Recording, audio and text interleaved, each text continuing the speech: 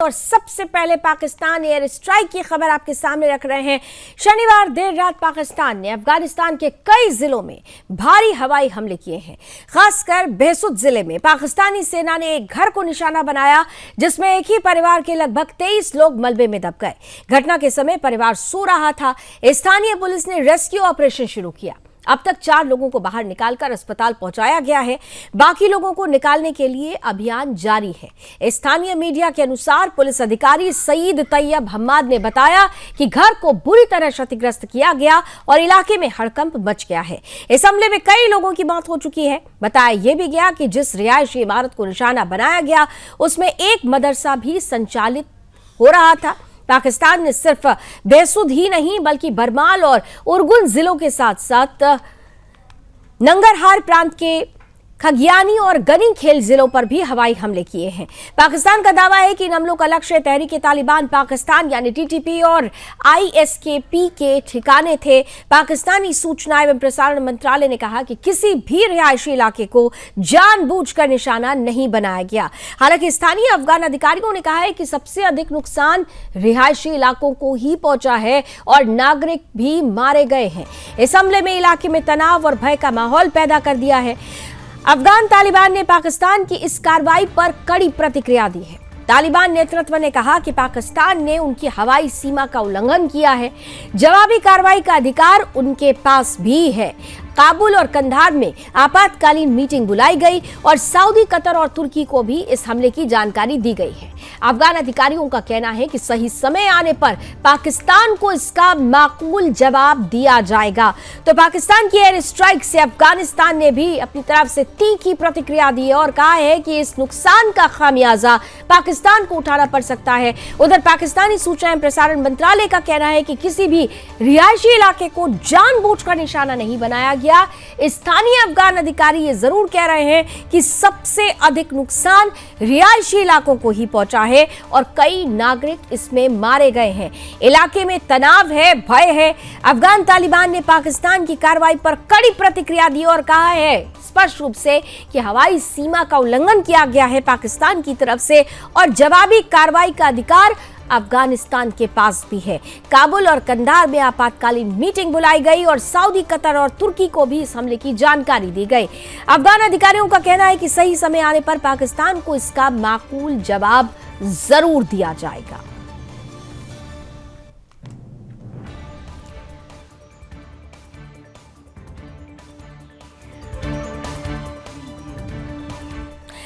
इधर बात पूर्वी लेबनान की भी कर लेते हैं, जहां इजरायली हवाई हमलों ने हिजबुल्लाह समूह और स्थानीय समुदाय को हिलाकर रख दिया है। हिजबुल्लाह के अधिकारियों के अनुसार इस हमले में 8 सदस्य मारे गए हैं, जिनमें कई स्थानीय अधिकारी शामिल थे। लेबनान के स्वास्थ्य मंत्रालय ने मृतकों की संख्या 10 बताई है। हालांकि ये स्पष्ट नहीं किया गया कि कितने चरमपंथी और कितने नागरिक थे। इजरायली सेना ने कहा कि बालबेक क्षेत्र में हिजबुल्लाह की मिसाइल इकाई के 3 अलग अलग कमान केंद्रों में कई सदस्यों को खत्म किया गया। सेना का दावा है कि मारे गए सदस्य इजराइल पर हमले की तैयारी में थे और अपनी ताकत बढ़ा रहे थे। हिजबुल्लाह के अधिकारियों ने मृतकों में 3 स्थानीय कमांडरों की पहचान भी की है। लेबनान स्वास्थ्य मंत्रालय ने बताया कि हमलों में 24 लोग घायल हुए हैं, जिनमें 3 बच्चे भी शामिल हैं। रायाक अस्पताल के कार्यकारी निदेशक अली अब्दुल्लाह के अनुसार हमला सूर्यास्त के बाद हुआ। उन्हें 10 शव और 21 घायल मिले। मृतकों में 2 गैर लेबनानी भी शामिल हैं। एक सीरियाई पुरुष है और एक इथियोपियाई महिला है। घायल लोगों में 5 सीरियाई और 3 इथियोपियाई थे। इथियोपियाई प्रवासी अक्सर लेबनान में घरेलू कामगार के रूप में काम करते हैं। 2023 को हमास के इजराइल पर हमले और गाजा युद्ध के बाद हिजबुल्लाह ने लेबनान से रॉकेट दागना शुरू किया था, जिस पर इजराइल ने जवाबी कार्रवाई की है, जवाबी हवाई हमले किए हैं और आखिरकार गोलीबारी जब की गई तो ये तस्वीरें सामने आई है जिसमें हिजबुल्लाह के 8 सदस्य मारे गए हैं। बालबेक क्षेत्र में तनाव बढ़ चुका है और ये बताया जा रहा है कि इजराइल द्वारा ये हमला सूर्यास्त के बाद किया गया है।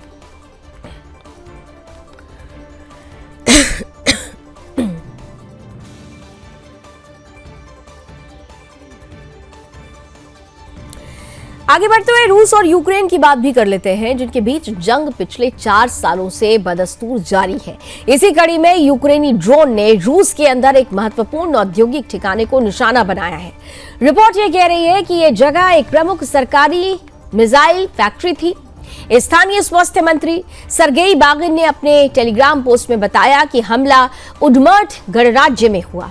इसमें 11 लोग घायल हुए, जिनमें से 3 को अस्पताल में भर्ती कराना पड़ा है। क्षेत्रीय प्रमुख एलेक्जेंडर ब्रेचालोव ने भी बताया कि यूक्रेन की ओर से ड्रोन हमला किया गया, जिससे लोगों को चोटें और नुकसान हुई। हालांकि उन्होंने हमले के स्थल का नाम साझा नहीं किया। दावा किया गया कि यूक्रेनी ड्रोन ने वोटकिंस्क मशीन बिल्डिंग प्लांट को निशाना बनाया। ये फैक्ट्री रूस का प्रमुख सरकारी रक्षा उद्यम है और इसमें इस्कंदर बैलिस्टिक मिसाइलें बनाई जाती हैं। इन मिसाइलों का इस्तेमाल अक्सर यूक्रेन के खिलाफ किया जाता है। इसके अलावा ये फैक्ट्री परमाणु क्षमता वाली अंतर महाद्वीपीय बैलिस्टिक मिसाइलें भी बनाती हैं। ये दावा स्थानीय निवासियों के वीडियो फुटेज के विश्लेषण पर आधारित है। वहीं यूक्रेनी अधिकारियों की ओर से इस हमले पर तुरंत कोई टिप्पणी नहीं आई है। वोटकिंस्क फैक्ट्री यूक्रेन से 1400 किलोमीटर से अधिक दूर है, लेकिन इस हमले ने रूस की सुरक्षा और महत्वपूर्ण सैन्य स्थलों की संवेदनशीलता को उजागर किया है। स्थानीय निवासियों ने रात के दौरान 3 विस्फोटों की आवाजें सुनी।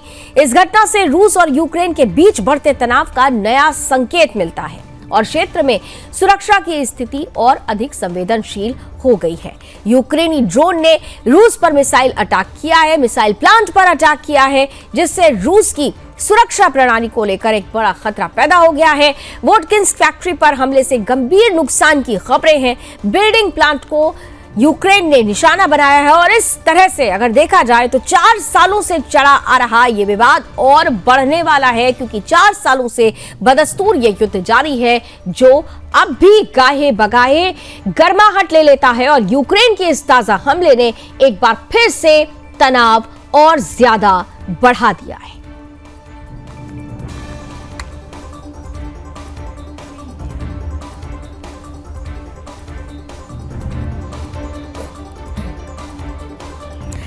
इधर ईरान और अमेरिका के बीच बढ़ते तनाव की भी बात कर लेते हैं। बढ़ते तनाव के बीच तेहरान ने समंदर में खतरनाक कदम उठाया है।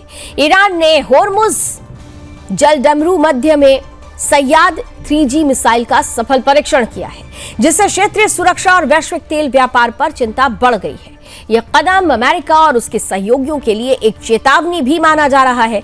इस मिसाइल परीक्षण का इस्लामिक रिवॉल्यूशनरी गार्ड कॉर्प्स यानी IRGC नेवी के smart control of the straight of Hormuz अभ्यास के दौरान देखने को मिला। सैयाद 3G मिसाइल शहीद सैयाद शिराजी युद्धपोत से लॉन्च की गई, जो शहीद सुलेमानी क्लास का तीसरा जहाज है। इस जहाज का नाम 2020 में अमेरिकी ड्रोन हमले में मारे गए जनरल कासिम सुलेमानी के सम्मान में रखा गया। सैयाद 3G मिसाइल सैयाद 3 का नौसैनिक संस्करण है। इसमें वर्टिकल लॉन्च सिस्टम VLS है और इसकी रेंज लगभग 150 किलोमीटर है। यह missile fighter jets, drone, petrol aircraft और कुछ क्रूज मिसाइलों को स्वतंत्र रूप से डिटेक्ट और नष्ट कर सकती है।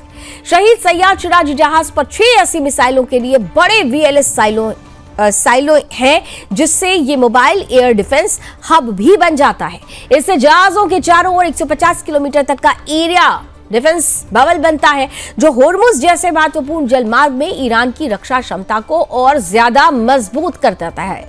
ईरान ने अमेरिका को चेतावनी भी दी है। IRGC अधिकारियों का कहना है कि यदि उसके क्षेत्र पर कोई हमला या गोलीबारी होती है तो वो अमेरिकी संपत्तियों और हितों पर निर्णायक और भारी प्रतिक्रिया देगा। इस परीक्षण ने ईरान की नौसैनिक शक्ति को और बहुमुखी और रक्षात्मक बना दिया है। यानी ईरान लगातार अपनी रक्षात्मक प्रणाली को बढ़ा रहा है और यही वजह है कि ईरान ने होर्मुज में मिसाइल का जब परीक्षण किया तो उसने एक बड़ा मैसेज दिया है। सैयाद 3G समुद्री सुरक्षा क्षमता बढ़ाई गई है। अमेरिका को एक तरह से यह सीधी चेतावनी है और प्रतिक्रिया इस पर निर्णायक होगी। ईरानी नौसेना ने रणनीतिक शक्ति दिखाकर एक बड़ा मैसेज, एक बड़ा संदेश अमेरिका को देने की कोशिश की है।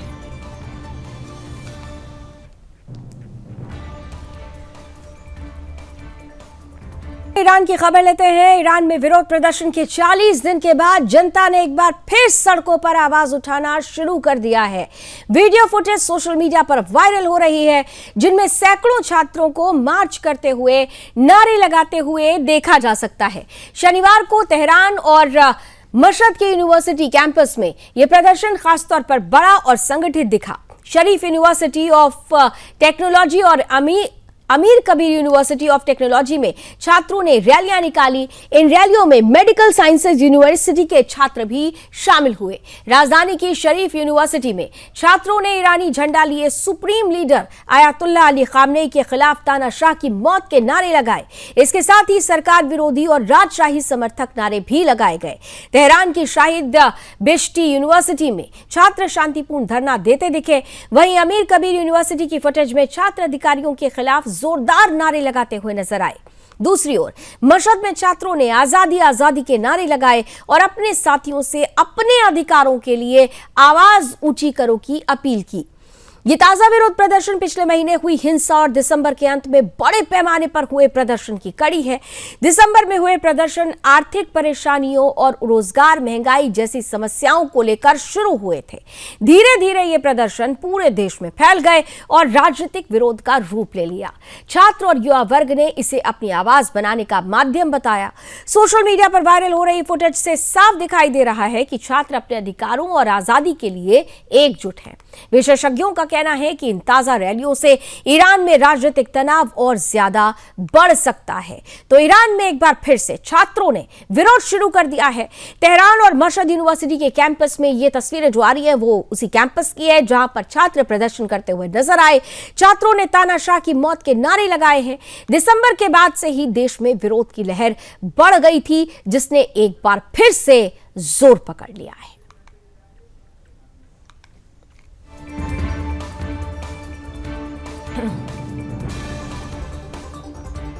और आगे बढ़ते हैं, कैलिफोर्निया की भी बात कर लेते हैं, जहां सिएरा नेवादा में भारी एवलांच ने सभी लोगों को हिला दिया है। अधिकारियों के अनुसार 9 बैककंट्री स्कीयर्स की मौत हो गई है। यह हादसा मंगलवार को कैंसल पीक के पास हुआ। लेक ताहो क्षेत्र में हुआ है यह हादसा, जब तेज बर्फबारी और कठिन मौसम ने बचाव कार्य को मुश्किल बना दिया। नेवादा काउंटी के शेरिफ लेफ्टिनेंट डेनिस हैक ने बताया कि खोज टीम ने 8 मृतकों तक पहुंच बनाई है और एक अन्य व्यक्ति को ढूंढा गया है जो हिमस्खलन के बाद से ही लापता था और मृत माना जा रहा था। नवा पीड़ित अन्य शवों के काफी करीब पाया गया, लेकिन उस समय सफेदी छाई होने के कारण उसे देखा नहीं जा सका। इसके अलावा 6 महिला स्कीयर्स की भी मौत हुई है जो करीबी मित्रों के समूह में थी। सभी लगभग 40 साल के थे और सैन फ्रांसिस्को बे एरिया, आइडाहो और लेक ताहो में रह रहे थे। परिवार ने शोक व्यक्त करते हुए गोपनीयता की अपील की और कहा कि उनका ध्यान बच्चों को इस भयंकर हादसे से बचाने और महिलाओं के जीवन का सम्मान करने पर है। हिमस्खलन के बाद 2 दोस्त और 4 अन्य लोग बचाए गए, जिनमें से एक गाइड भी शामिल था। स्थानीय प्रशासन ने चेतावनी दी कि बर्फबारी और मौसम की वजह से पर्वतीय क्षेत्रों में जोखिम अभी भी बना हुआ है, इसलिए सावधानी बरतना जरूरी है। कैलिफोर्निया से खबर है, जहां पर भारी बर्फबारी और एवलांच ने 9 बैक कंट्री स्कीयर्स की जान ले ली है। खोज अभियान में जो खोज अभियान था, थोड़ी मुश्किलें आई क्योंकि लगातार बर्फबारी हो रही थी। इन सब के बीच जो खबर मिली है उसके अनुसार 6 महिला स्कीयर्स की मौत इस हादसे में हो चुकी है।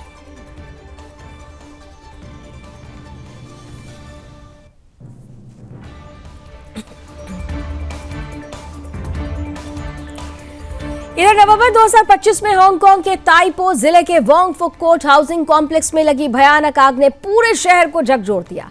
यह आग 7 इमारतों में तेजी से फैल गई और 168 लोगों की जान चली गई है। हादसे के 3 महीने बाद भी हजारों लोग अपने स्थायी घरों से दूर अस्थायी ठिकानों में रहने को मजबूर हैं।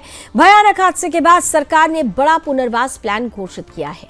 योजना के अनुसार जले हुए घरों के मालिकों से उनके स्वामित्व अधिकार वापस खरीदे जाएंगे और उन्हें फ्लैट एक्सचेंज का विकल्प भी दिया जाएगा। करीब 1700 फ्लैट्स के अधिकार खरीदे जाने का अनुमान है। इसके लिए कुल 6.8 अरब हांगकांग डॉलर खर्च होने का अनुमान है। इसमें से में 4 अरब हांगकांग डॉलर सरकारी फंड से आएंगे, जबकि 2.8 अरब डॉलर राहत कोष से दिए जाएंगे। बीमा कंपनियों से मिलने वाला मुआवजा जोड़ने के बाद सरकारी खर्च और कम हो सकता है। मकान मालिकों को 2 दरों पर भुगतान का विकल्प दिया गया है। जिन्हें जमीन प्रीमियम नहीं देना है उन्हें 8,000 हांगकांग डॉलर प्रति वर्ग फुट मिलेगा। जिन्हें जमीन प्रीमियम देना होता है उन्हें 10,500 हांगकांग डॉलर प्रति वर्ग फुट दिया जाएगा। ये रकम इतनी है कि लोग नया और स्थायी घर खरीद सके। करीब 4,600 किराएदार जो लगभग 2,000 यूनिट्स में रहते थे, उनके लिए भी अपार्टमेंट एक्सचेंज योजना लाई गई है। जो लोग बड़ी नकद राशि नहीं लेना चाहते, वे सीधे सरकारी योजना के तहत नया फ्लैट चुन सकते हैं। मार्च में मकान मालिकों से संपर्क किया जाएगा और इस साल की तीसरी तिमाही तक भुगतान पूरा करने की कोशिश भी की जाएगी। एक्सचेंज योजना चुनने वाले लोग सितंबर से नए घर चुन सकेंगे। सरकार ने कहा है कि हादसे वाली 7 इमारतों को गिराया जाएगा और वहां फिर से मकान नहीं बनाए जाएंगे। इस जगह को पार्क या सामुदायिक सुविधाओं में बदल दिया जाएगा। जांच में सामने आया है कि मेंटेनेंस के दौरान इस्तेमाल की गई खराब जाली और फोम बोर्ड की वजह से आग तेजी से फैली थी।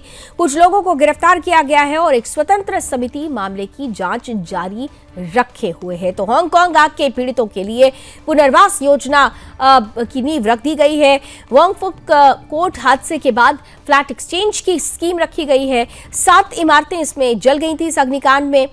उस जगह पर जहां पर यह हादसा हुआ था वहां पर इमारतें नहीं बनाई जाएंगी, बल्कि उस जगह पर पार्क बनाया जाएगा और मकान मालिकों और किराएदारों को मुआवजा और फ्लैट एक्सचेंज स्कीम का विकल्प सामने रख दिया गया है।